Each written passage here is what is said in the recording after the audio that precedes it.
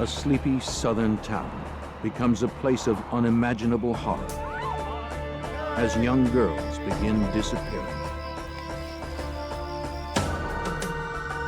A cunning serial killer is on the loose, tormenting a family while evading capture. Until investigators could find a way to stop him, he would continue his hunt for more victims.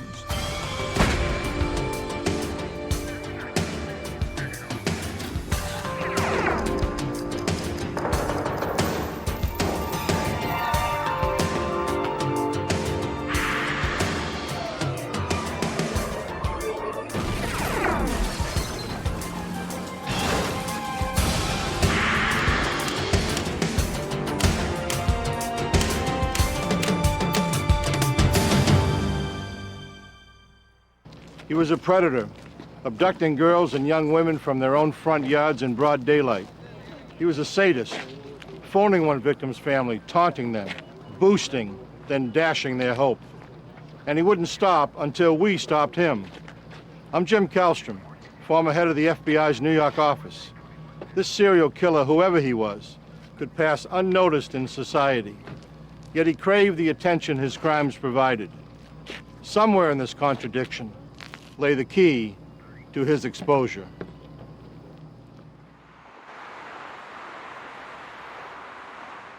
May 31st, 1985. The afternoon sun over South Carolina roasted the town of Lexington to a blistering 100 degrees. Sherry Faye Smith had found relief from the heat at a pool party with her boyfriend and fellow high school seniors.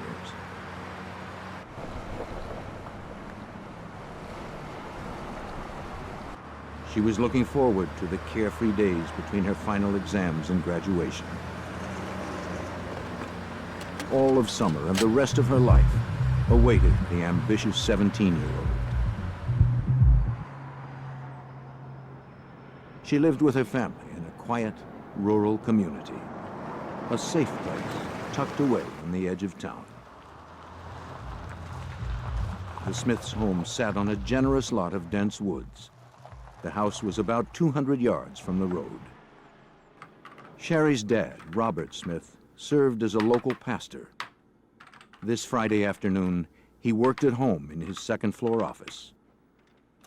He looked up from his studies to see his daughter pulling into the driveway and stopping to get the mail. In the next few moments, life in Lexington, South Carolina, changed forever. Expecting Sherry to walk in the house, Mr. Smith looked out the window again. He noticed her car remained near the mailbox, but she was nowhere in sight. Immediately, he felt something was odd. He decided to take a look. Sherry suffered from diabetes. With her blood sugar out of balance, she might become disoriented or incapacitated.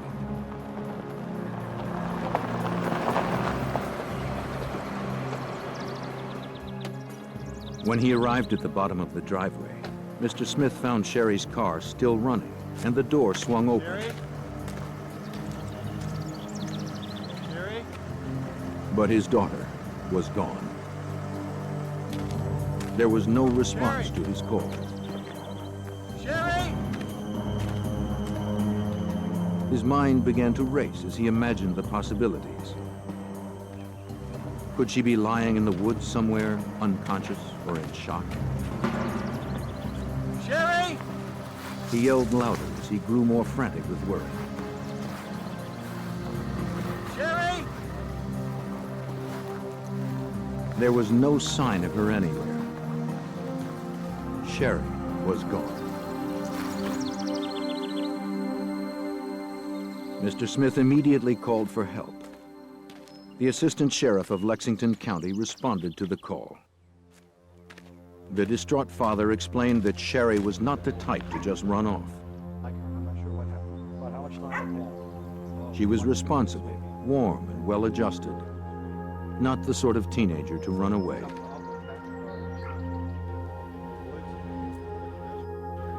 But the sheriff took nothing for granted. He questioned Smith about his relationship with his daughter. Today, more than a decade later, Assistant Sheriff Louis McCarty vividly recalls his impressions of the Smith family during his first conversation with Sherry's father. We discussed his daughter's grades, what kind of child she was. It was determined that there was no animosity between mother and father and daughter. The Smith family was a very, very close-knit family, a very religious family. You just had the sixth sense that they were extremely close, that this child would not have run away on her own. The investigator couldn't shake the feeling that something bad had happened to Sherry Smith. And the same intuition told him it had nothing to do with her medical condition. Every minute that passed increased the likelihood that Sherry might never be found. Knowing this, the sheriff called for assistance, bypassing the 24-hour waiting period required before officially classifying an individual as a missing person. While waiting for the other officers to arrive, the sheriff and Robert Smith retraced Sherry's steps, careful not to destroy any possible evidence. But the naked eye search yielded nothing. They had to wait for more equipment and expertise.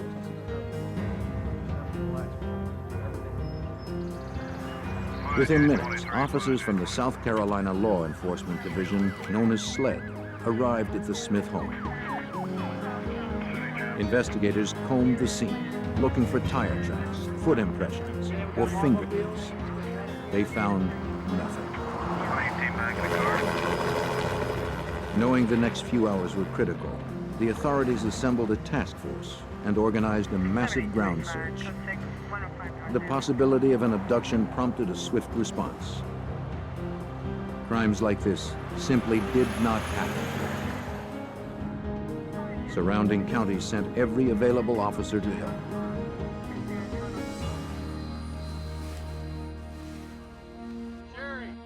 Word of Sherry's disappearance spread quickly through the close-knit community of Lexington.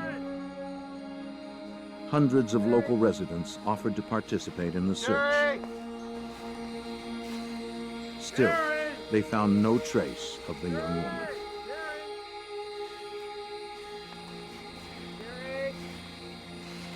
Though there was no direct evidence that a federal crime had been committed, state investigators called on the expertise of the FBI. They wanted the Bureau to unofficially advise in the search and to assist in the investigation.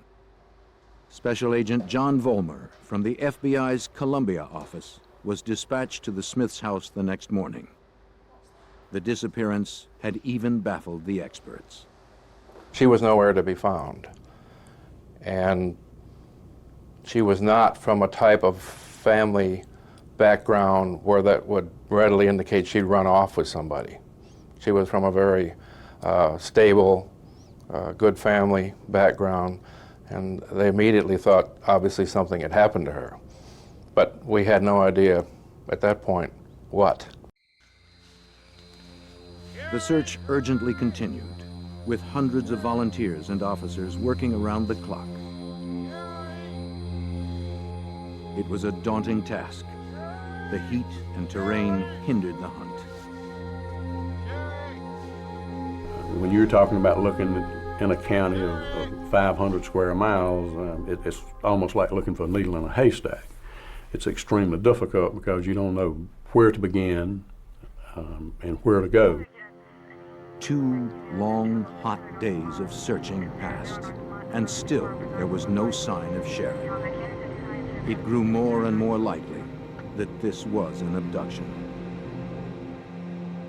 Horrified that a crime like this could happen in their town, the residents of Lexington were gripped by fear. Children were not seen without their parents. No one went anywhere alone. With every hour that passed, investigators hoped there was still enough time to find Sherry unharmed.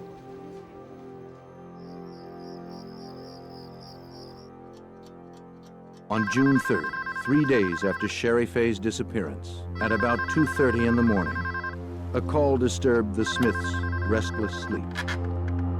Robert answered the phone. A voice he did not recognize asked for his wife, Hilda. Hello? The caller claimed to be Sherry's abductor. Yes.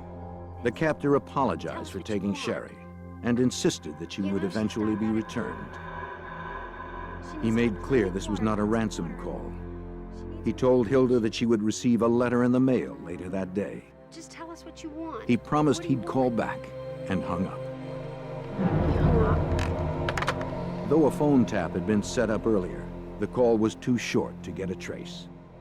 SLED officers who were at the Smith home called Agent Vollmer immediately.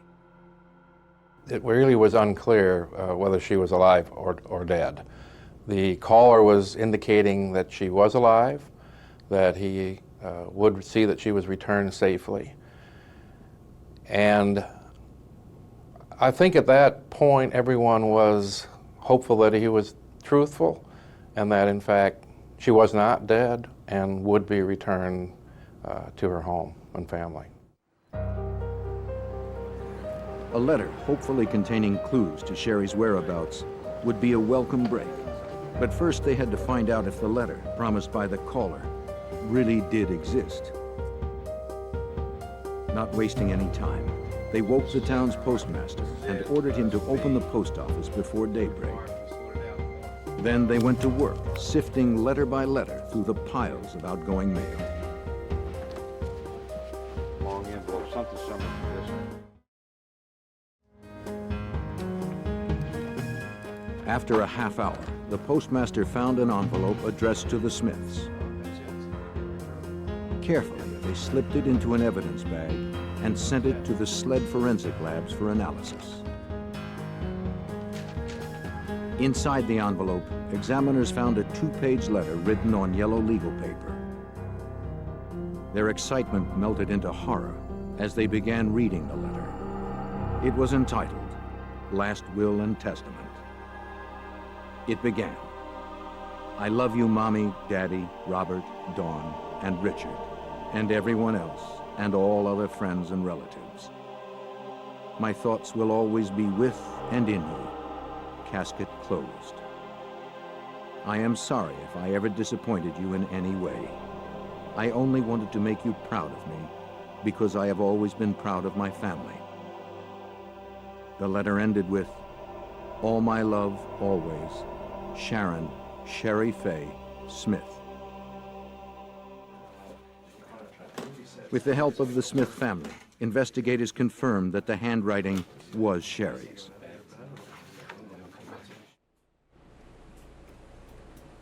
Lab examiners began the painstaking task of analyzing the letter. Searching for prints, hairs, fibers, and other clues would take weeks.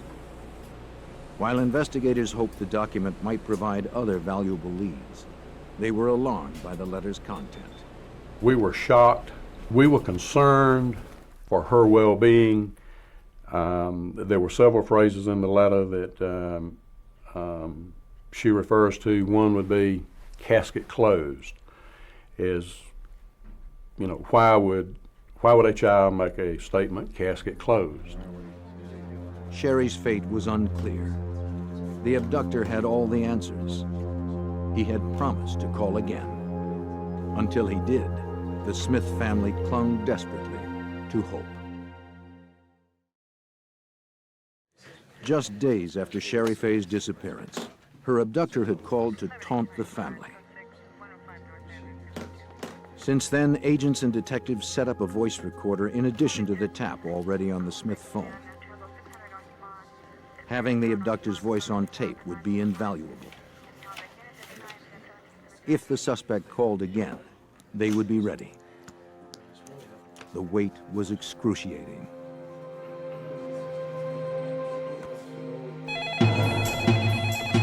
At 8 o'clock on the evening of June 3rd, the phone rang. Go ahead and answer and try to stay on the phone as long as possible. Hello? It was the voice from the night before. He spoke to Hilda. Did you receive the letter today? Yes, I did.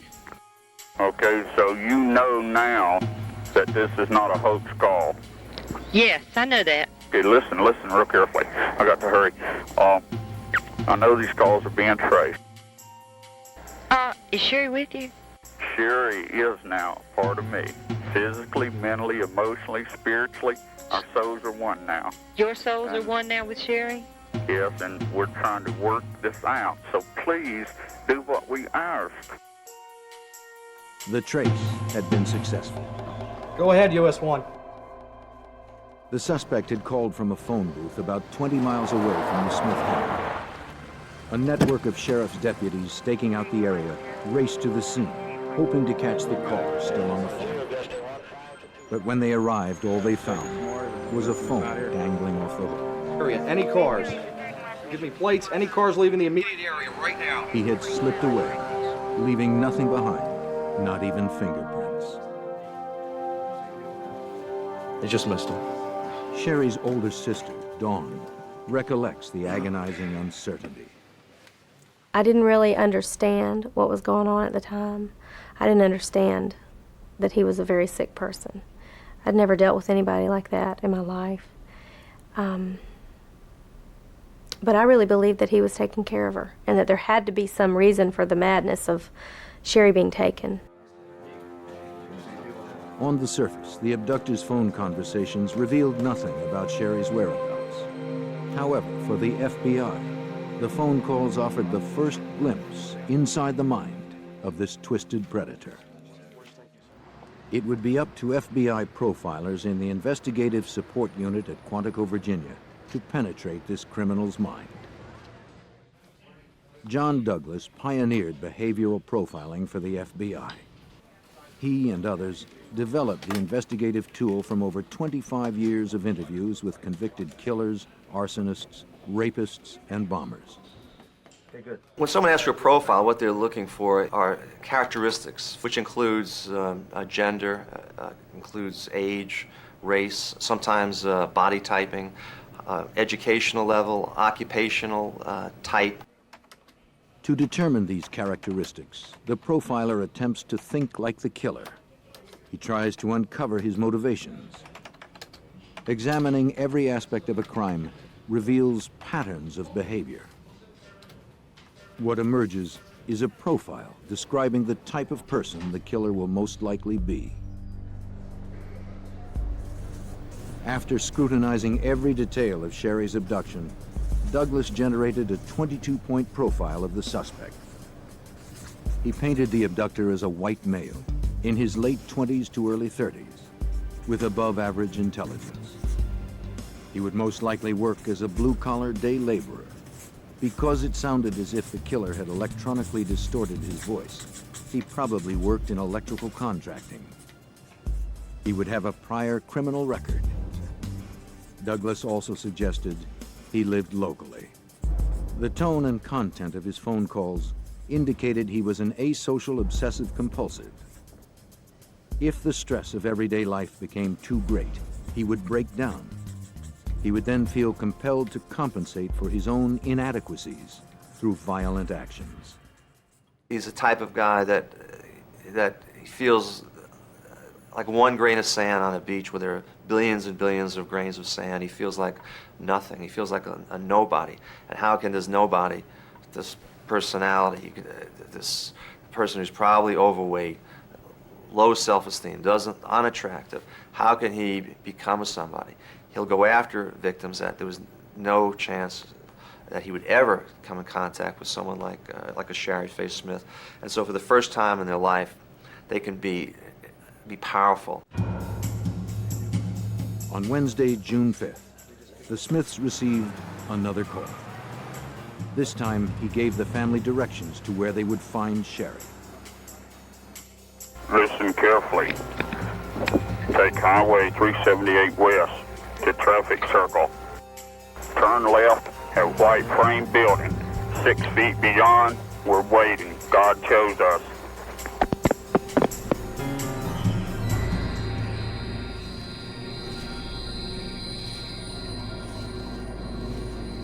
investigators raced to the location, hoping they might still find her alive.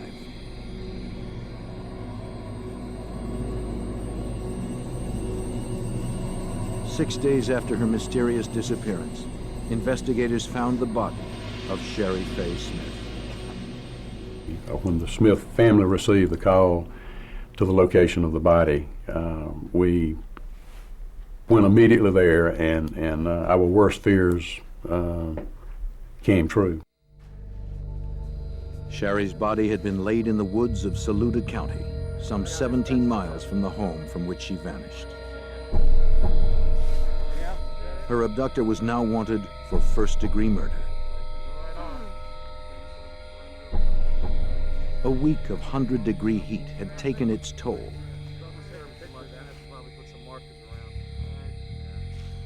The body's advanced state of decay worked in the killer's favor. The medical examiner could not determine the exact cause and time of death. To John Douglas, the location and condition of the crime scene provided further insight into the suspect's mind. He had some criminal sophistication, because I believe what he did is he waited for her to now go into advanced stages of decomposition, which would make it more difficult for law enforcement to determine cause and method of death in this state of decomposition. The confirmation of Sherry's murder devastated the Lexington community. That Saturday, a crowd of 1,000 mourners attended a funeral service at the town's First Baptist Church.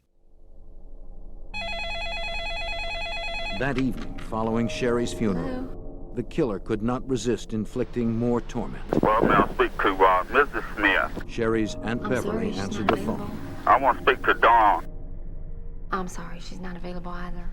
Beverly stalled him, hoping to gain valuable time for the phone trace. Yeah, I have to go then if I can't talk to her. But the suspect threatened to hang up if he couldn't immediately speak to Dawn. Hello? This thing got out of hand, and all I wanted to do was make love to Dawn. I've been watching her for a couple of weeks. To who? To Sherry. Dawn, I hope you and your family forgive me for this. When you killed Sherry, was she at peace? She wasn't afraid or anything? She was not. She was at peace. She knew that God was with her, and she was going to become an angel. Overwhelmed with grief, Sherry's mother insisted on talking to her daughter's murderer. Did you tell her you were going to kill her? Yes, I did, and I gave her the choice, and she picked suffocation. My God, how could you? It did not escape the attention of the FBI and local investigators that the killer had mistakenly used Dawn's name when he spoke of Sherry. They braced themselves for the possibility that this killer might be turning his murderous obsession towards Dawn. But the suspect would make only one more call before falling ominously silent. Though he wasn't talking, they knew he was still out there, terrifying a community. And the profile predicted that if he killed once, he would kill again.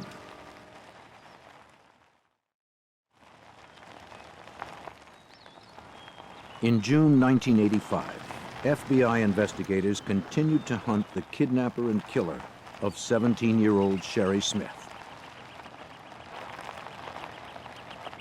While investigators focused on the Smith murder, the elusive predator pursued other plans. On Friday, June 14th, 2 weeks after Sherry's abduction, a man grabbed Deborah May Helmick from her front yard in Richland County as she played with her brother. She was just 9 years old. The child's screaming alerted a neighbor. But the woman was not fast enough. The abductor managed to slip away in broad daylight.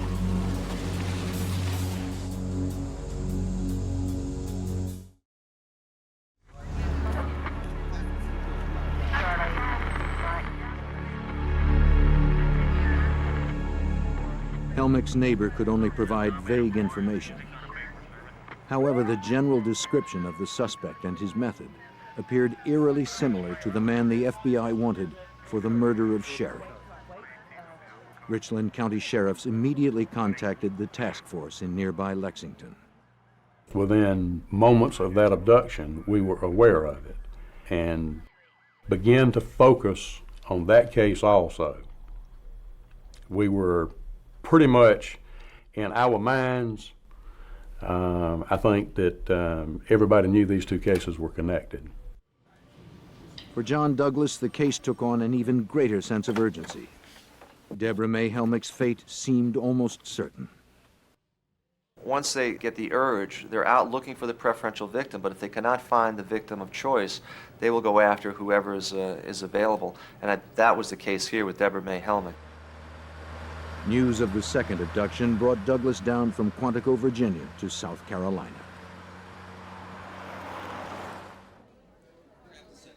The FBI hoped they could find 9-year-old Deborah May Helmick before her young life was cut short.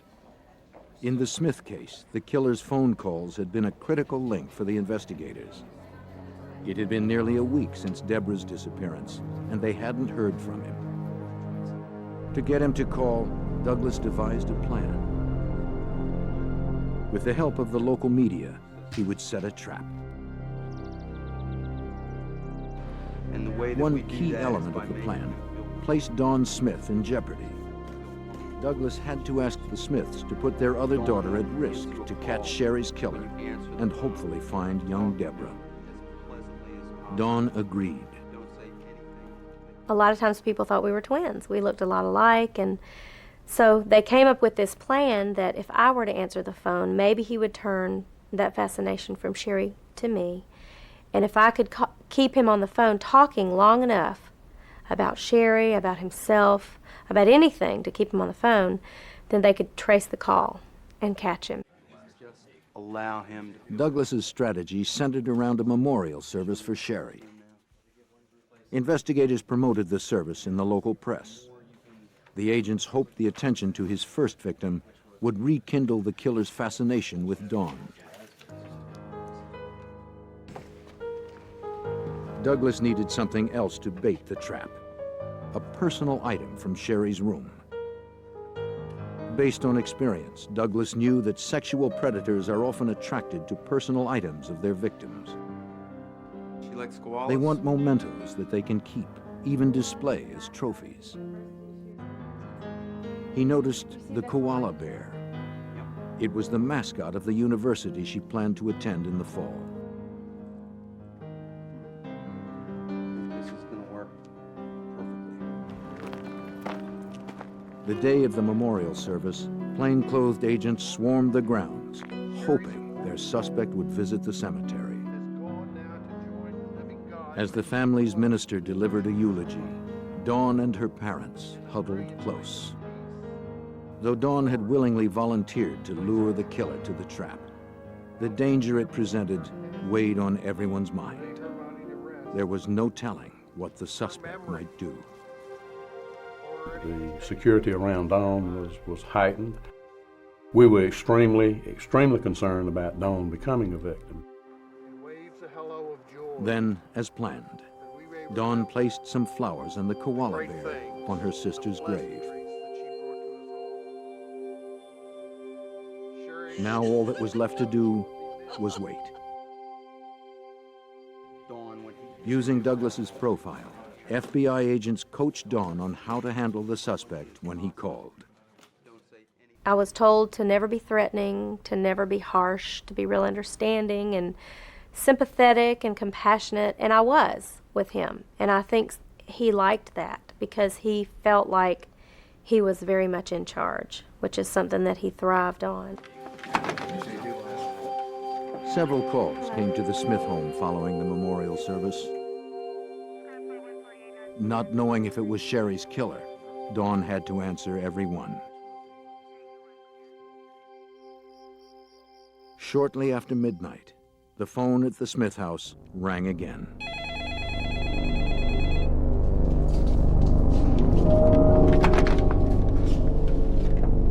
Hello? I would like to talk to Dawn Smith from Sherry. Will you back to the call? Yes. Go ahead, please. As Douglas had hoped, the culprit took the bait. And as anticipated, the killer had turned his focus to Dawn. You can't be protected all the time. He made it clear to her that she was going to be his next victim. You know, God wants you to join Cherry Bay. It's just a matter of time. This month. Despite the threat, Dawn kept him on the line, enduring abuse from the man who murdered her sister, while officials traced the origin of the call. Richland County? Yeah, okay, listen carefully. Go one north. Then, before hanging up, the killer offered directions. Turn right. Deborah May is waiting. God forgive us all.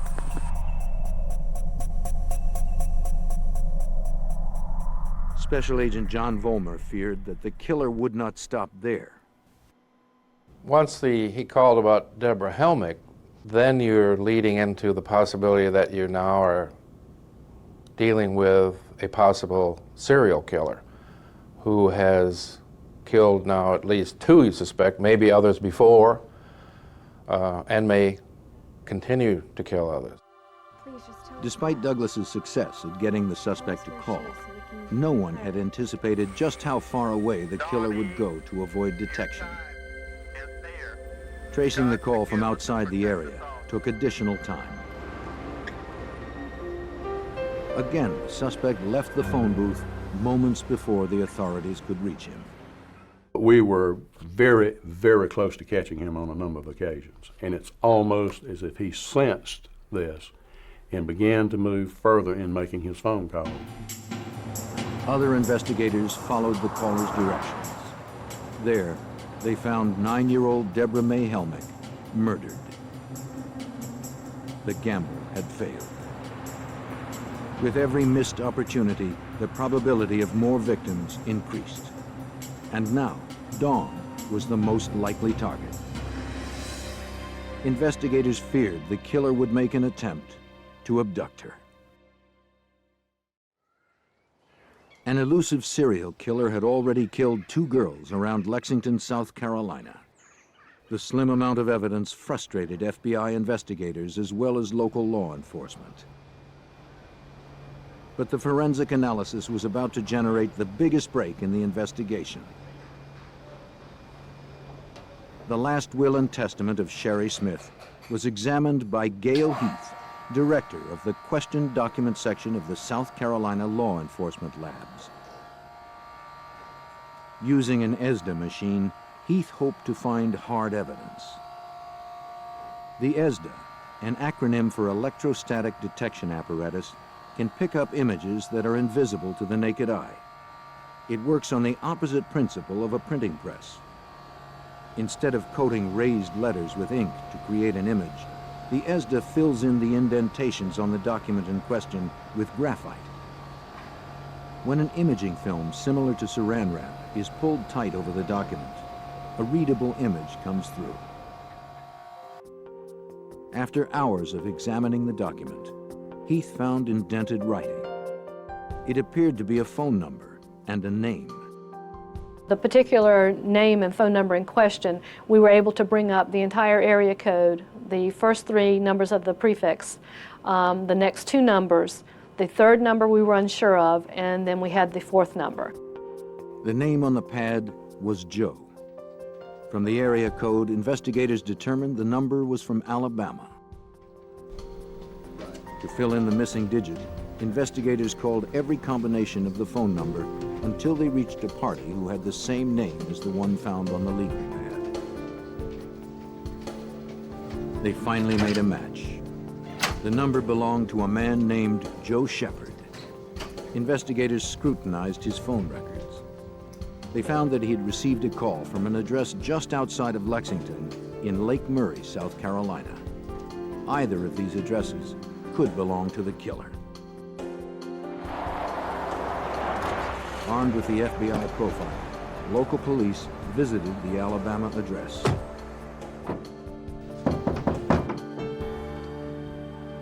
How you doing? You Mr. Shepard? They met Joe Shepard. He didn't match the killer's profile. Even though he was not a suspect, he could still be an important link to the killer. Police had to find out the connection between him and the Lake Murray, South Carolina phone call. Shepard explained it came from his parents' home. South Carolina officers verified that the address belonged to Joe Shepard's parents, Ellis and Sharon Shepard. Investigators went to the Lake Murray address to question the residents. The house was just 2 miles from where police found the body of 9-year-old Deborah May Helmick. They learned that Ellis worked as an electrician in home construction. It was a profession the FBI profile predicted.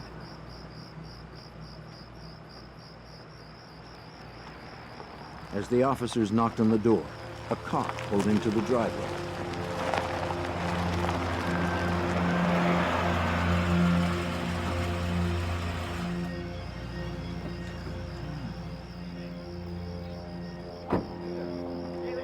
When investigators saw the Shepards, they immediately felt they had hit another dead end. Besides Ellis Shepard's profession, nothing else seemed to fit the profile. They questioned them anyway. The Shepards told them that they had recently returned from a 6-week trip. The officers casually asked if the couple knew about the Smith and Helmick murders. With every question, the police noticed Mrs. Shepard becoming more concerned.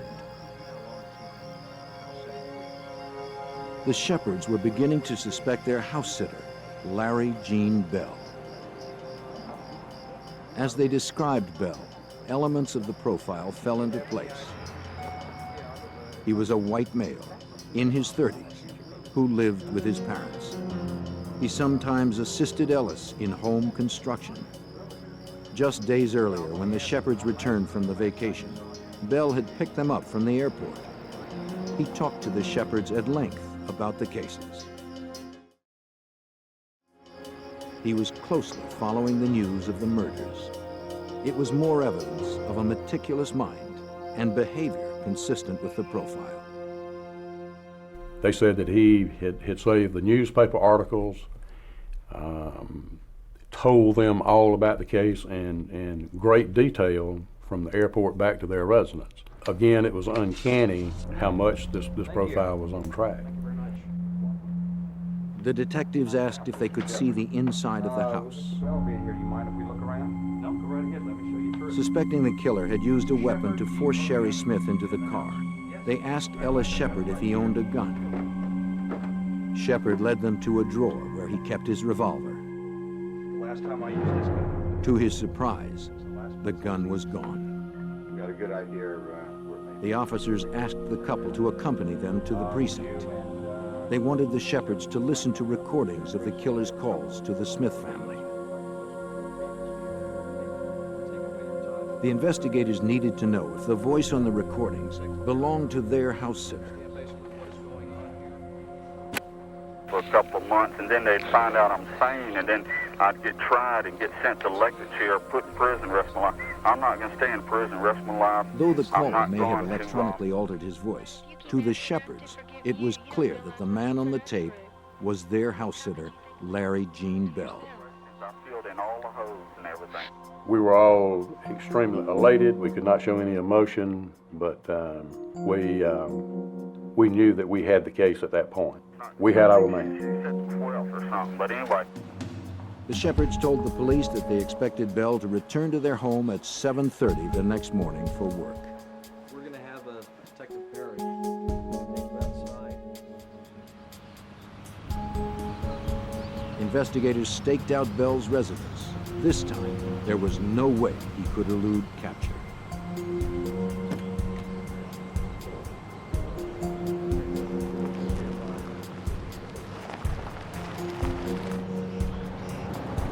Larry Jean Bell headed down the highway to the Shepards.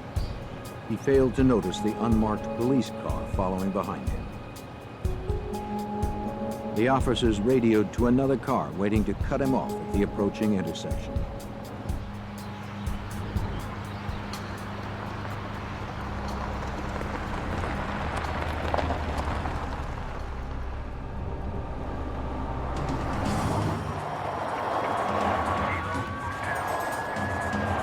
June 26, 1985, at 7:19 a.m., investigators finally trapped the elusive Larry Gene Bell. This time, it was the investigators who were one step ahead. Bell was arrested without resistance and taken to the precinct for questioning.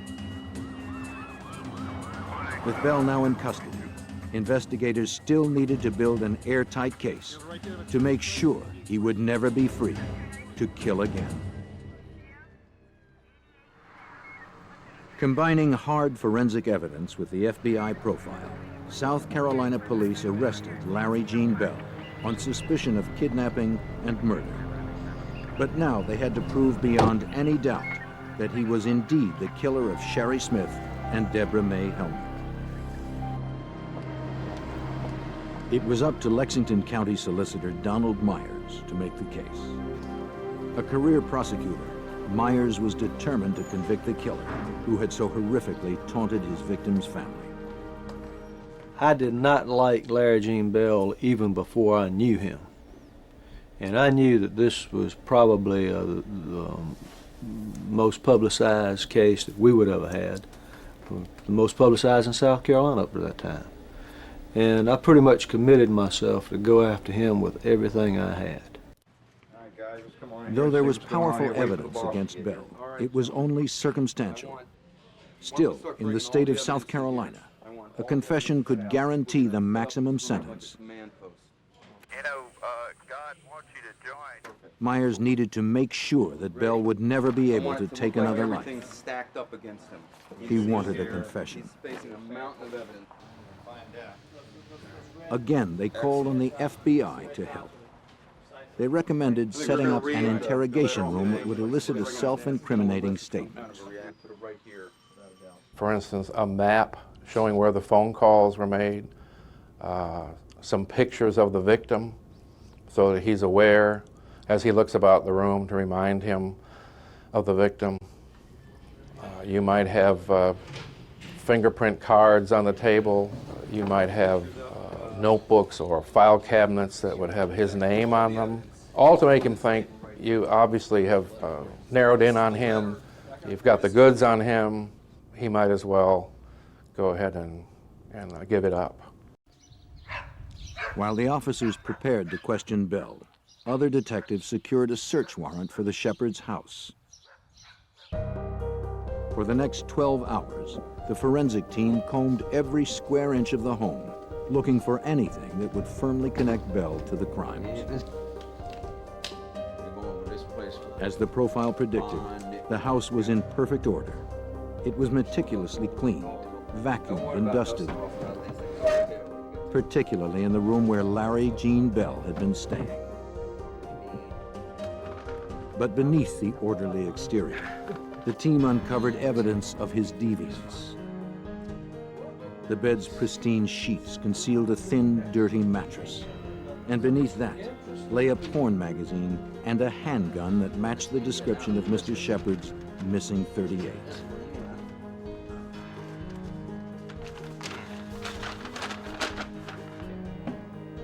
Despite the freshly vacuumed carpets, an investigator retrieved a blonde hair in the space where a vacuum cleaner wouldn't reach. A lab would match the strand to Sherry Smith.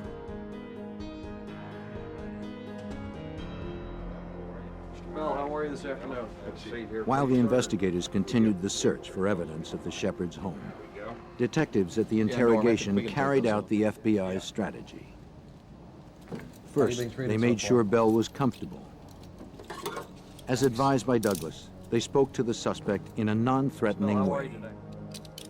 They pretended to empathize with him, to understand his pain, in order to pry him open. They walked their suspect through the growing mound of evidence condemning him. At every chance, they reminded him of the victims. Bell denied everything. However, he did make a curious request. He wanted to meet Dawn and Hilda Smith. Hoping the mother and sister of his first victim might stir a confession, the Smiths agreed.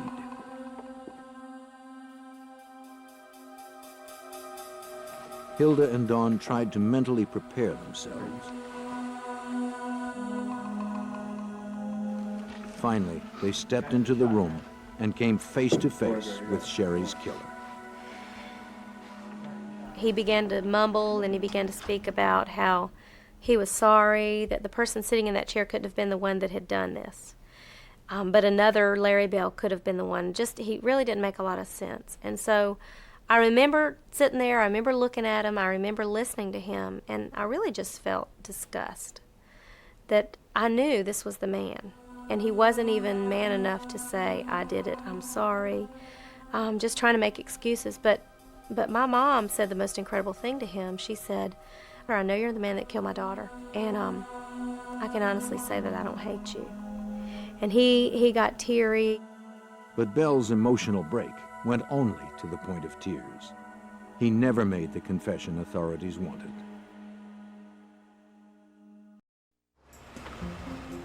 After weeks of compiling evidence, Myers and the investigators began to piece together the sequence of events of May 31st, 1985. Bell noticed Sherry Smith after dropping his mother off at a doctor's appointment. Something about the young woman triggered his lecherous cravings.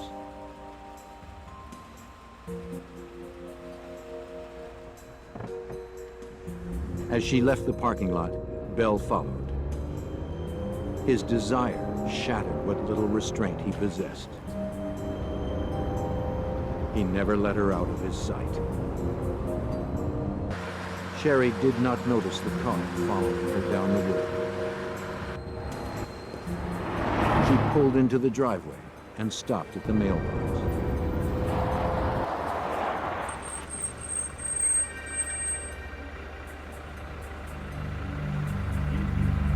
Bell wasted no time. Tell me the way to... He had taken Sherry completely by surprise. Come on, you're going with me! He brought Sherry to the Shepherd's house on Lake Murray. Bell then canceled dinner with friends. He told them he wanted to stay at the Shepherd's and watch a baseball game. He had already tied Sherry to the bed. The evidence showed that Sherry had been raped. Before killing her, Bell coerced Sherry to write her last will and testament.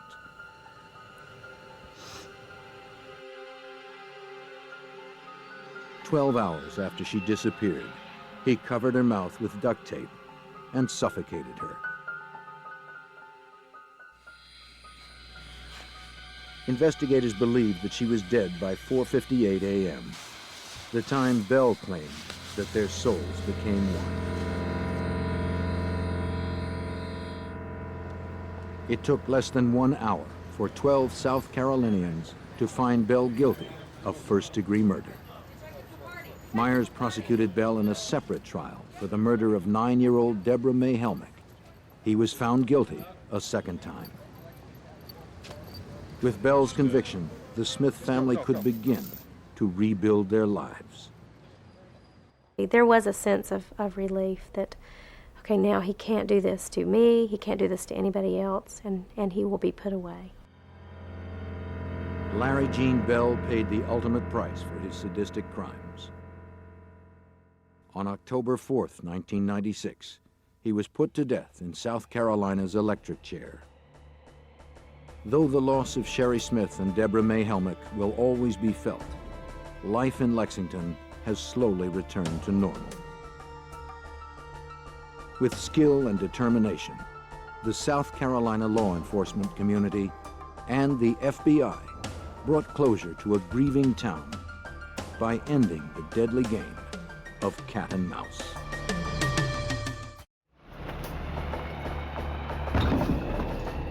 A nightmare strikes, ripping a Dallas family apart. A father makes a desperate escape, while his wife and child are taken by a drug dealer. FBI agents race against time to find the hostages and their abductor. A trail of bodies litters the path to Gino Kamacho.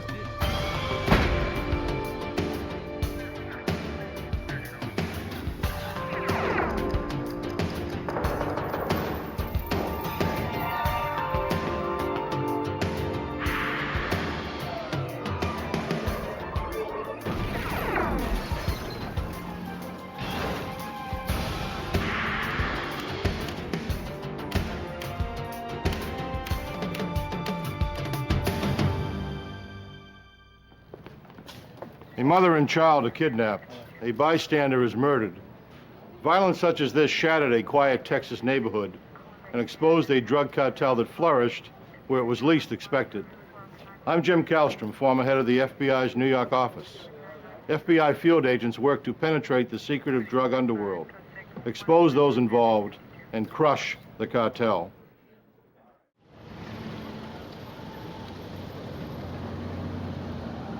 In the spring of 1988, narcotics had infiltrated the working-class communities of Dallas, Texas.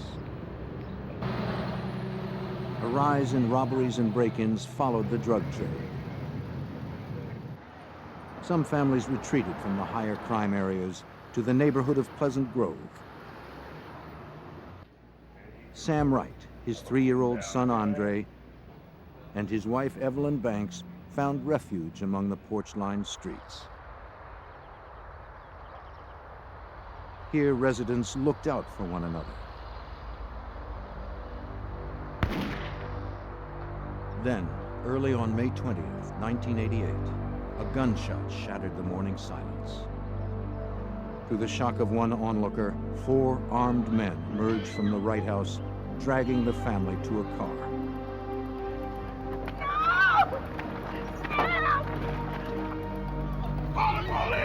Sam Wright managed to break free from the abductors and escaped. The neighbor who witnessed the incident ran to alert the authorities, while Wright dashed behind houses to avoid the gang. But help could not arrive before the gang stuffed Wright's family into the car and disappeared. Strangely, detectives had still not heard from Wright, and the mystery of the morning's events deepened as detectives entered. Inside, the kidnapping investigation expanded to include a murder investigation as well. The police found the body of a young man lying face down in a pool of blood. A driver's license identified the victim as 25-year-old David Wilburn. Investigators were thorough and collected anything that seemed promising. But there was little evidence to collect. They also dusted for fingerprints, but retrieved none foreign to the residence. Detectives spoke to the neighbor who called 911, hoping she could provide some answers. The interview revealed that Wilburn, the dead man found at the scene, was Sam Wright's nephew. But she didn't know why anyone would want Wilburn executed. Detectives also learned that the Latino man who drove the Lincoln had visited Sam Wright on previous occasions. But no one recognized the others. For investigators, larger questions remained. Where was Sam Wright? And why hadn't he contacted authorities about his family's abduction? Just one disturbing fact was clear. A mother and her 3-year-old son were in the hands of killers. Given the urgency, the Dallas police called in the FBI. Special Agent Jose Figueroa was assigned to the case. Every time we receive information about kidnappings, that's a priority case in our standards, especially when a kid is involved. And we don't wait 24 hours to respond to a kidnapping. Figueroa began by searching for Sam Wright, the man who had escaped from the gang. The FBI learned that Wright was a fugitive, on the run for 3 years after fleeing a drug conviction. This explained why Wright, the distraught father, had kept on running and not turned to the police. But the FBI agents needed him. If they were going to move forward and help the wife and child, they had to talk to Wright. Suspecting that Wright was hiding in the area, agents canvassed the Pleasant Grove neighborhood, talking to neighbors. That's what we did at the beginning. We inundated the whole area with our business cards and interviewed everybody, just asking for somebody to get in touch with Sam Wright for him to contact the FBI office. As hoped, one of Figueroa's business cards found its way into Wright's hands. The panic-stricken father risked capture by calling the FBI. He asked for the only person who could help his family, Agent Figueroa. Tass Bailey worked with Jose Figueroa on the FBI Violent Crimes Unit in Dallas. Sam told Jose that the individual who committed this offense was a guy named Gino, and that was all that Sam knew him by was Gino, but that he had been arrested several months before by the Mesquite Police Department for a murder committed down in the valley, the Rio Grande Valley. Sam Wright refused to come to the FBI office, but promised to call again. Until then, the agents had one lead, the name Gino. We went out to the Mesquite Police Department and met with Captain Larry Sprague. Larry told us, he said, "Oh, I know exactly who you're talking about. You're talking about Gino Kamacho." 33-year-old Gino Kamacho was a known drug runner whose large shipments of marijuana were distributed and protected by a small gang of thugs. He was also known to have a girlfriend named Wanda Jackson. On Sunday, May 22nd, just 2 days after the abduction, agents tracked down Wanda Jackson. They asked her about Gino Camacho's whereabouts, but she denied having any knowledge of where the suspect was. She claimed that she hadn't seen Gino in weeks. The agents left with the suspicion that she was lying. If the FBI had Wright in custody, perhaps they could have negotiated a deal with Wanda as a go-between, letting Kamacho believe he would be paid for his hostages. But the agents lacked the leverage that may have encouraged her to work with them. They needed to bring in Sam Wright. When Wright called the next day, they were ready with a tap and trace on the phone. Uh-huh. Okay. An arrest team had already been dispatched to the downtown area. What does he look like?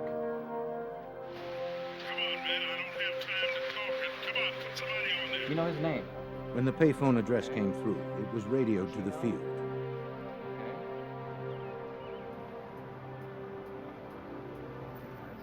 The agents found Wright still using the phone, but they did not move in immediately. Though desperate to find his family, Sam Wright was a convicted drug dealer, a fugitive from the law. The FBI didn't know how far he might go to avoid capture. Agents spotted one man waiting in the car for the fugitive. Wright could have had others posted nearby.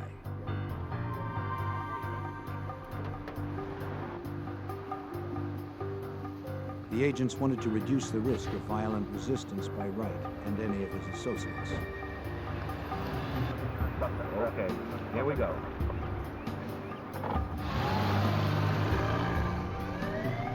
When they were confident that Wright and his driver had no other accomplices, the agents struck. FBI, out of the car!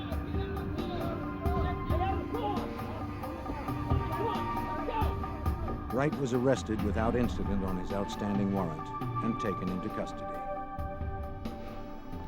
That's right. Agents Bailey and Figueroa began the interrogation of the captured fugitive. What's your tie-in with Gino? I don't have a Wright described the events of May 20th, 1988. It was any family's worst nightmare. On that day, Wright kept his young son, Andre, entertained. His wife, Evelyn, sat alone downstairs. They were in mourning. Wright's mother had recently passed away in Louisiana. He was expecting his nephew, David Wilburn, to arrive shortly and drive the family to the funeral. Wright watched for Wilburn's arrival since visitors did not have access to the front door. As a fugitive, Wright had installed burglar bars around the porch, thinking it would protect his family, both from the law and from his violent associates. But the bars could not withstand Gino Camacho's anger. Without warning, 4 men burst into the house, brandishing automatic weapons. Sam Wright's past had caught up with him.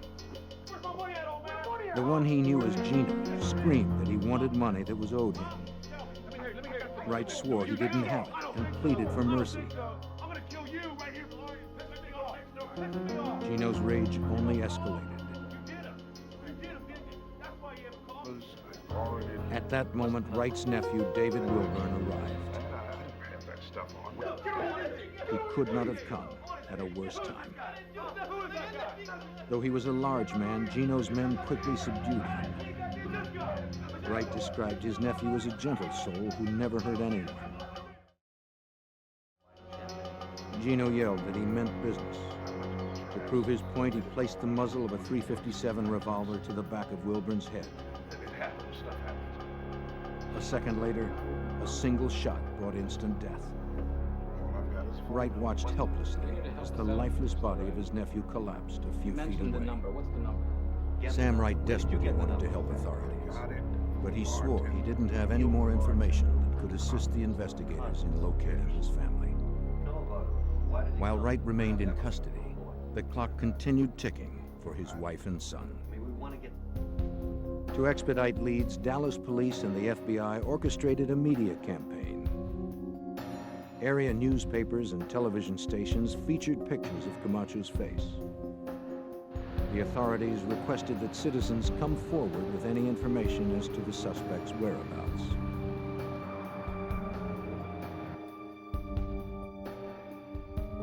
This campaign yielded a tip from an unsavory source, another drug dealer. David Munoz, a small-time dealer, called the FBI and was connected to Agent Bailey. Munoz claimed that he recognized the kidnapper in a television news story. He said he had information that might be useful to the investigation.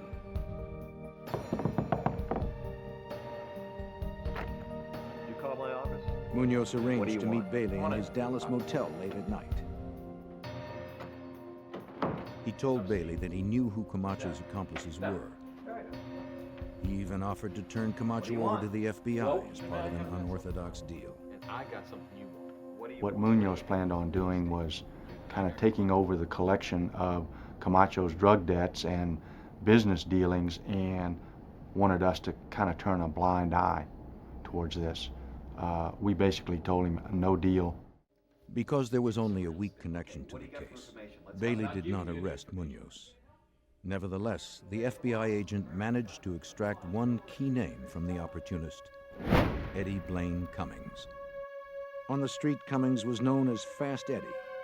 A background check revealed he had a criminal record and had spent time in jail with Gino Kamacho. Cummings was currently on parole for possession of illegal weapons. Special Agent Figueroa now had two names, Gino Kamacho and Fast Eddie, as he canvassed area nightclubs. Armed with photos of Kamacho and Fast Eddie, Figueroa found a bar patron who had recently seen the pair come in. The patron had heard Fast Eddie talk about a lunch appointment the next day up in Lawton, Oklahoma, a 3-hour drive northwest of Dallas. An arrest team assembled in the parking lot of the Oklahoma restaurant on the morning of August 12, 1988. The plan was to wait until Fast Eddie exited the crowded restaurant to isolate him from bystanders. Investigators were poised to strike. Fast Eddie was their closest link to Kamacho so far. When the door opened, the arrest team descended, nabbing Fast Eddie before he could flee. One associate of Camacho's gang was now in custody. Agents hoped Fast Eddie could lead them closer to the missing mother and son. In the summer of 1988, Dallas FBI agents searched for a missing mother and child, abducted at gunpoint by a drug gang. Fast Eddie, an associate of the gang, was now in custody. Under interrogation, Fast Eddie denied having anything to do with the kidnapping in Dallas. Come on, Eddie, the kidnapping at the right house. But eventually, he did tell them what he knew of the crime. This was the first time we had actually learned who all was involved and the names of the individuals the morning of the abduction. Fast Eddie fingered Kamacho and 2 other gang members, Juan Jackson and David Cook. He and David Cook had grown up together in Stephenville, Texas, a 2-hour drive from Dallas. As far as Fast Eddie knew, Cook was probably back in their hometown. Bailey and Figueroa needed to get Cook, trusting that the lead might take them 1 step closer to Kamacho and the missing mother and child. They sought a contact in Stephenville and found the name of Detective Don Miller. On August 15, 1988, Detective Don Miller called back Agent Bailey. Miller had found the suspect working at his family's convenience store. The detective would hold him until the agents arrived. Here waiting on you. Miller warned Cook that if he knew something, it would be best to cooperate with the FBI. Yeah, you boys. One member of the gang that kidnapped Evelyn and Andre Banks was now in custody. The FBI was a step closer to Kamacho and the missing pair. Agents rushed to Stephenville, hoping David Cook may lead them to Kamacho and his hostages before time ran out for the mother and son. A couple of months ago. He had decided to help investigators with the case in the hopes of a lighter sentence. Over 2 days of interrogation, Cook detailed his version of the events of May 20th, 1988. On the morning of the assault, Kamacho picked up Cook and 2 more associates. He said they were going to collect a debt. Kamacho had given Sam Wright $20,000 worth of marijuana to deal, but Wright had claimed it was stolen. Kamacho swore he'd get his money back. Gang member Juan Jackson opened up a bag and started passing out guns. The arsenal included submachine guns and the .357 pistol. Kamacho sent another gang member, Larry Merrill, around back to cut the phone line. No one was going to call for help. Juan Jackson cut through the padlocked burglar bars, while David Cook and Kamacho kept watch.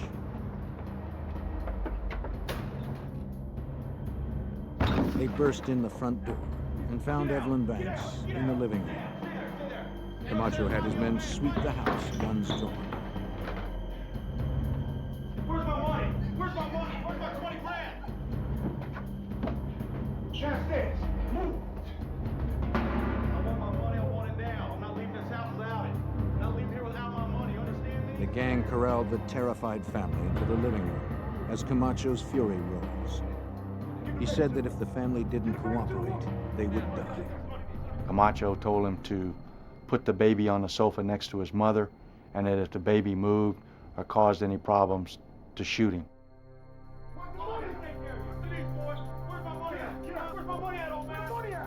Gino started screaming how they had ripped him off, how they had not treated him with respect, and he wanted his money and he wanted it now. Amid all the shouting, there came a knock at the door. The assailants' first thought was that the neighbors had summoned the police. Kamacho and Jackson moved into position, prepared to fire on the police they thought were on the other side of the door.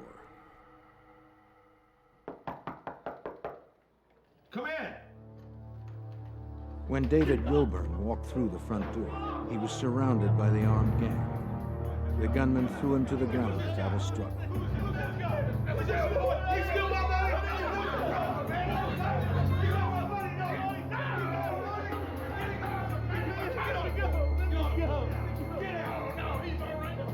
Kamacho ordered Jackson to shoot him. But when he hesitated, Kamacho turned to Cook. But when Cook refused, Kamacho grabbed the gun from his hand and showed everyone just how serious he was.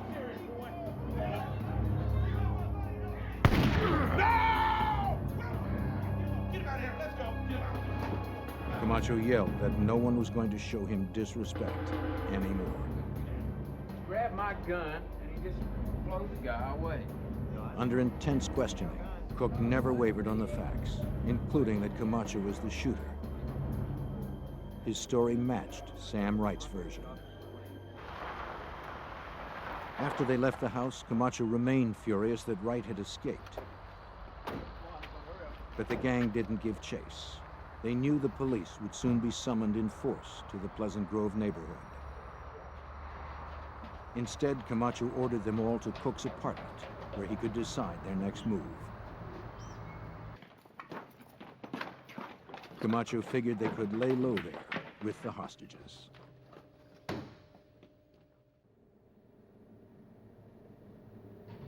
Paul Macaluso was the assistant U.S. attorney who tracked the case. They were concerned about damage control. They had 2 witnesses to a murder, to a capital murder, and what to do about them. Cook told agents that a new gang member, Spencer Stanley, was called to the apartment to guard the hostages while he and Kamacho were away dealing drugs at a nearby hotel. Juan Jackson didn't stay much longer. Fearing the heat from the authorities, he cleaned the guns, took some getaway cash, and left the gang for good. While Stanley kept watch over the hostages, Cook and Kamacho drove to the hotel to make the drug deal. There, just 2 days after the abduction, Kamacho got a call from his girlfriend, Wanda Jackson. She had a cryptic message for him. Hey, your big brother was just here? Yeah. Big Brother, of course, referring to the federal authorities, the FBI, had been to the house. The same girlfriend that had sworn to the FBI that she had no idea of Camacho's whereabouts reached him moments after the agents left her. Trouble. I don't know how. Her warning gave the gang a head start on the pursuing agents. Kamacho returned to Cook's apartment.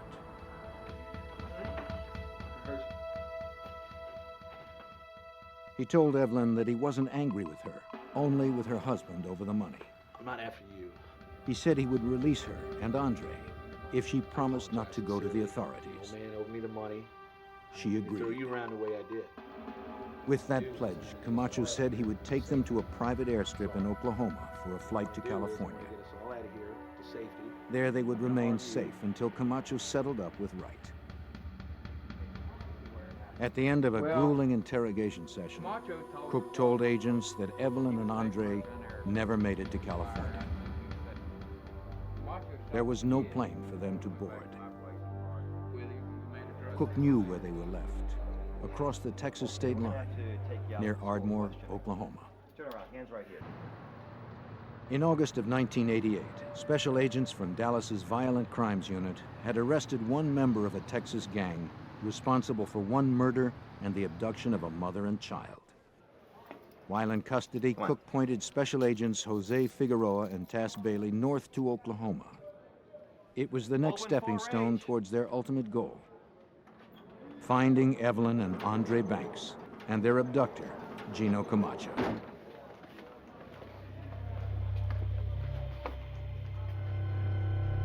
According to Cook, Kamacho had driven Evelyn and Andre Banks to a remote area across state lines.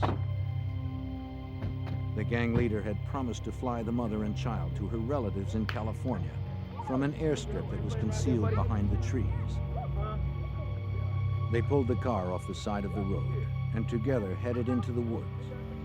Spencer Stanley led the way, carrying 3-year-old Andre.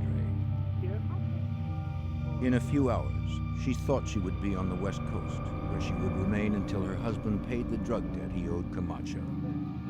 But as they walked deeper into the woods, Evelyn found no clearing for a plane to land. No! Then she saw the hole. No! No! In an instant, she realized what it meant. She fainted from the shock. There was no airstrip, no flight to freedom. She and her son had been brought here to die. Spencer Stanley dropped her child into the open grave. Kamacho fired 4 times.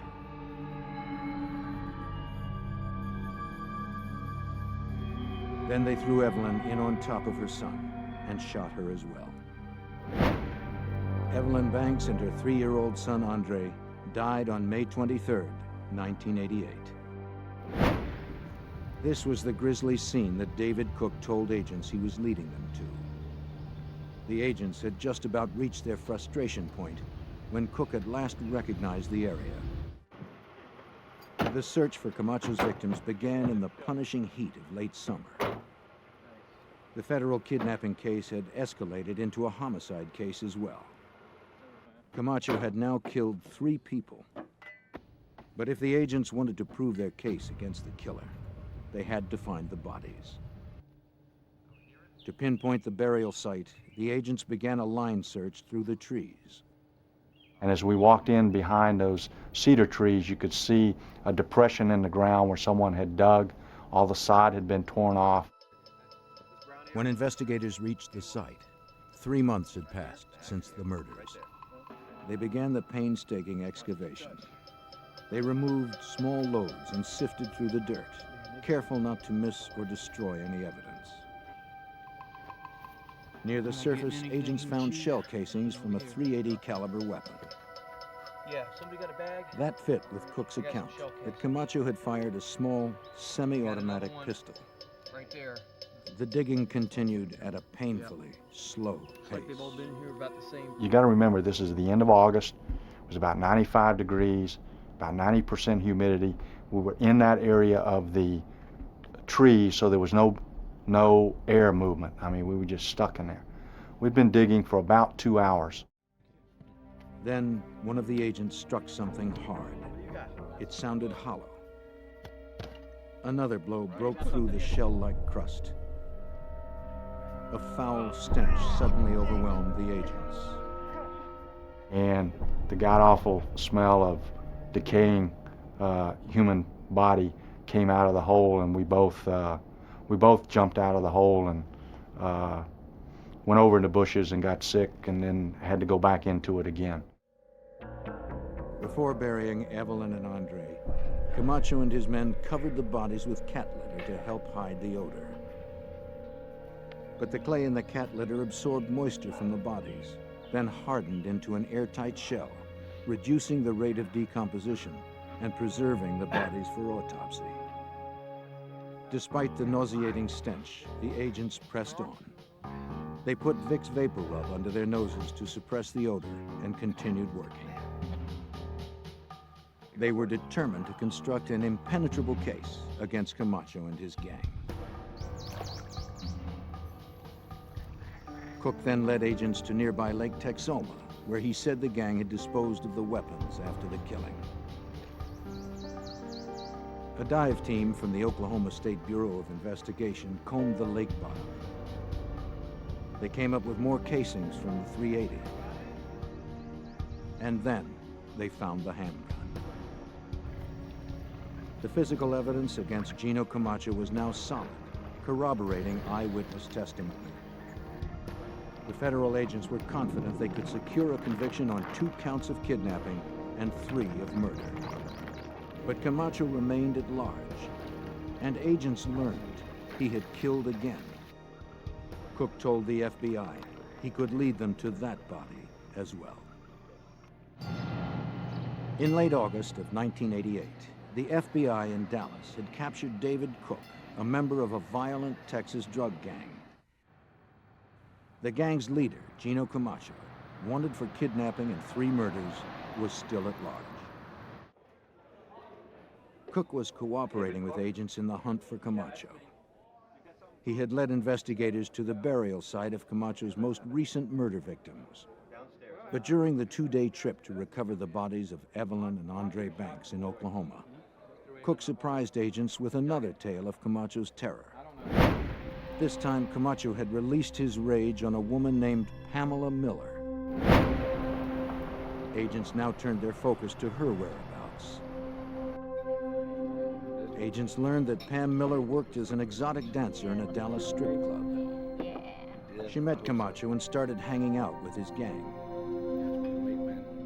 Cook told agents that he and Miller joined Kamacho one night in June of 1988. So you're off for the all set and still looking for. It had been just 3 weeks since Kamacho had shot and killed 3 people, but he had risked a trip to Dallas to arrange another drug deal. Only about 5 minutes, all right.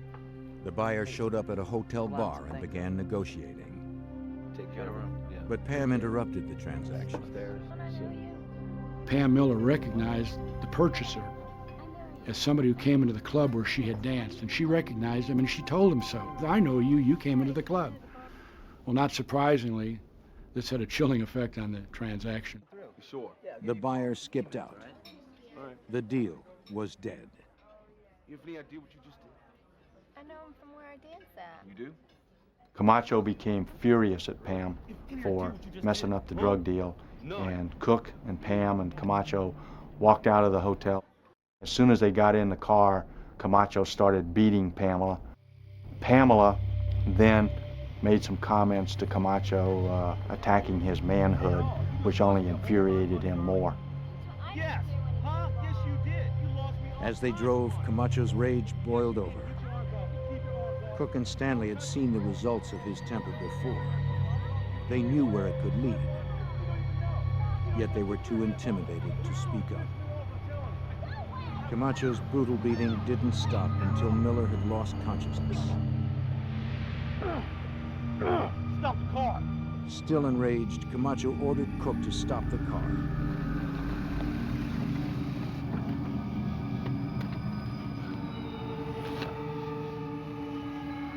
He dragged Miller onto the road, laid her limp body behind the right rear tire, and yelled for Cook to back up. Come on, Pino. I don't want... Back the car! Now! Cook obeyed. They drove down to Stephenville. They went to an apartment that was rented by David Cook, and they took Pamela's body and put it in a 55-gallon drum, stuck it out on the patio, stuck a bag of trash on top of it so no one would see there was a body in it. They stayed there for the weekend. Kamacho, Stanley, Cook. They sat around drinking beer and partying until Kamacho decided to dispose of the body. So we asked David, well, where will we find Pamela's body? And he said, you won't. And we said, why not? He said, well, we chopped her up and put her in a tree mulcher. While I was driving the car, Jose was in the front seat. I looked at Jose, he looked at me, our mouths dropped open, and I almost ran off the highway. I couldn't believe what I just heard. Cook led FBI agents to the wooded site on the ranch where they had pulverized the body. It seemed impossible that they would find any remains. Not only would the shredder have pulped the body, but it was now some 2 months after the insidious act. It was likely that the hot Texas sun had decayed the remains even further. Despite the odds, agents set out to recover what they could. From Cook's account, the agents figured out the shredder's discharge path. They set up a grid system and began meticulously scouring the scene. The process took hours, but the hard work yielded dividends. From the ground, agents recovered bone shards and tissue. In the tree branches above, they found more tissue dried by the sun. Each item was bagged and labeled based on its location. The agents also recovered teeth. A check with Pamela Miller's dental records allowed a positive identification of the victim. 23-year-old Pamela Miller had been Camacho's 4th murder in as many weeks. Yet her murderer was still at large, and every day he remained free, Kamacho posed a threat to anyone that crossed his path. But a major break in the case soon followed when the family of Spencer Stanley, the gang member who had helped Kamacho kill 3 victims, contacted the FBI. They tipped the agents off that Stanley was hiding in a trailer park in Huntsville, Alabama. Stanley told investigators that he had thrown the .357 Kamacho used to kill David Wilburn into Lake Ray Hubbard near Dallas. An FBI dive team searched the bottom of the Texas lake.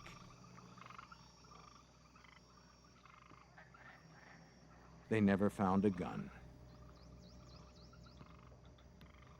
I got something. But they did find a casing from a .357 and several live rounds.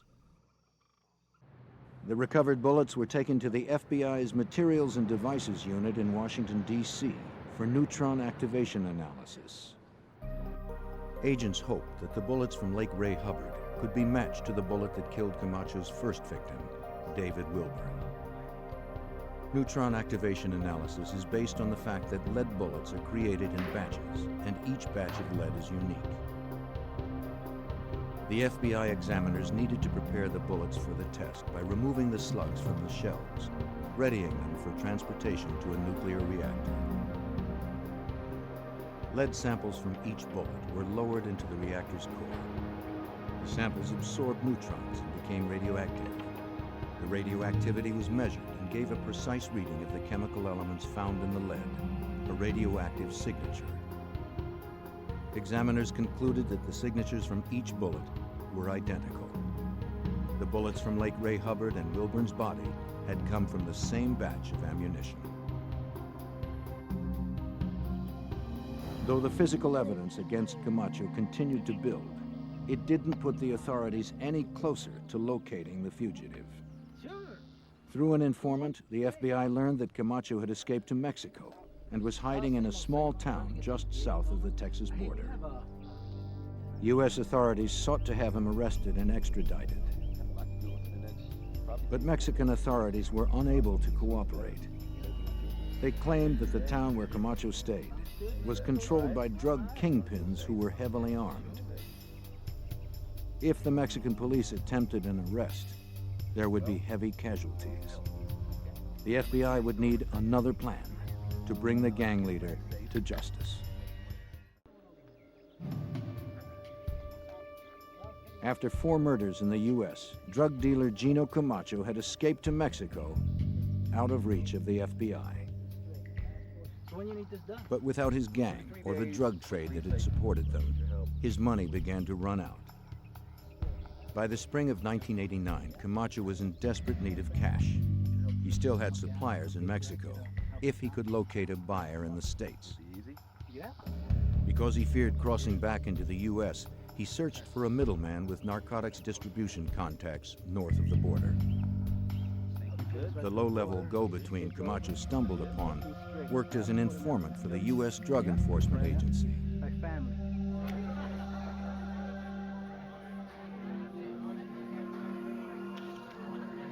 The informant reported to his DEA handler that a man named Gino wanted to set up a drug deal. DEA agent John Lunt was based in Fort Worth, Texas. He was aware that Gino Kamacho was wanted by the FBI. What you got for me? Suspecting that this Gino was Gino Kamacho, Lunt told his informant that he wanted to go ahead with the deal. Lunt then called FBI agent Tass Bailey with good news. John told me that it sounded like this was Gino Kamacho. I then provided John with a photograph of Kamacho, which he showed to his informant, and the informant confirmed that that in fact was the individual with whom he had met. To get the fugitive across the border, the FBI offered Kamacho a deal he couldn't refuse. Their informant told Kamacho that an American distributor wanted to buy $1 million worth of marijuana. But the distributor needed to finalize the deal in person. He wasn't comfortable doing such a large deal with someone he'd never met. To calm Camacho's fears about entering the U.S., the informant told Kamacho the distributor would advance Gino $100,000 when they met in the border town of McAllen, Texas. But there was one problem with the sting. Field agents needed a means of visually identifying the fugitive amongst other border crossers. To make Kamacho stand out, the informant sent clothes he said would enable the distributor to identify him. The arrest team committed the clothing to memory: Hawaiian shirt, blue shorts, and a green-brimmed baseball cap. Kamacho got the package of clothes at a friend's apartment where he often hung out. But no one could be sure an experienced smuggler like Kamacho would not be too suspicious to wear the outfit. We knew that this was going to be our only shot at him. that once he figured he'd been set up, that the informant would be burned and he would be even more cautious than before in doing any type of transaction that would afford us an opportunity to arrest him. So we set up very elaborate arrest plans. On the day of the deal, agents scanned the border crossing for Kamacho. They hoped they could find him in the crowd by the telltale clothes that the smuggler had been sent. Then, the arrest team spotted him in the outfit. Kamacho didn't realize the place was swarming with federal agents, dressed as patrol guards, tourists, and passers-by. They all had memorized the outfit and his picture. Calmly posing as a tourist, he started across the bridge that spanned the border. FBI agents dressed as Border Patrol guards approached Kamacho. The fugitive played it cool and gave a false name, Tomas Sanchez. When the agents asked for identification, he claimed he didn't have any. He was simply an American tourist returning from a day trip to Mexico.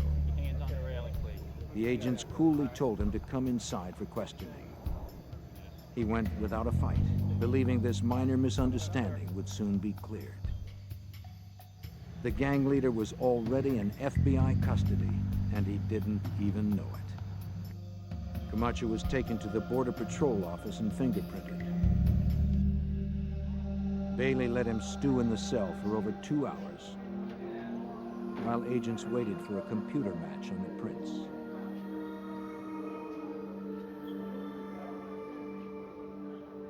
Kamacho didn't break his silence. I addressed him as Tomas Sanchez, and he acknowledged that, and I says, well, we have taken your fingerprints, we have run them through the computer at the FBI in Washington, D.C., and the computer says that you're not Tomas Sanchez, you're in fact Gino Kamacho. And he said, well, if that's what the computer says, it must be so. But Kamacho denied knowing anything about the murders. To the end, he never admitted any involvement in the kidnapping and murders. He claimed the FBI had framed him for the crimes. The arrest of Gino Kamacho made page one news across the Southwest. From the border, he was moved to a cell in Dallas County and charged with firearms violations, kidnapping, conspiracy, and capital murder.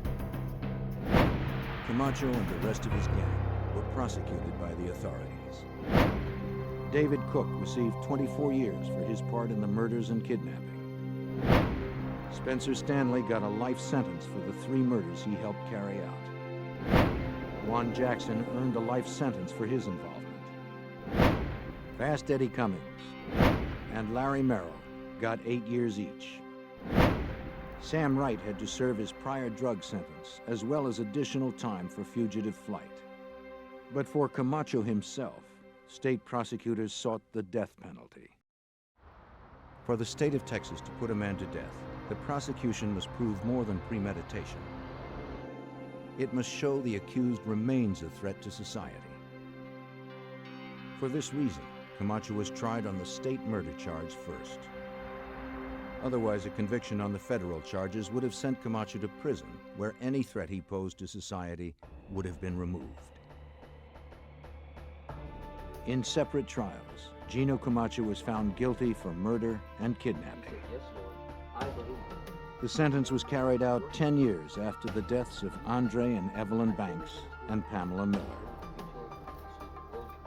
On August 26, 1998, the state of Texas executed Gino Kamacho by lethal injection.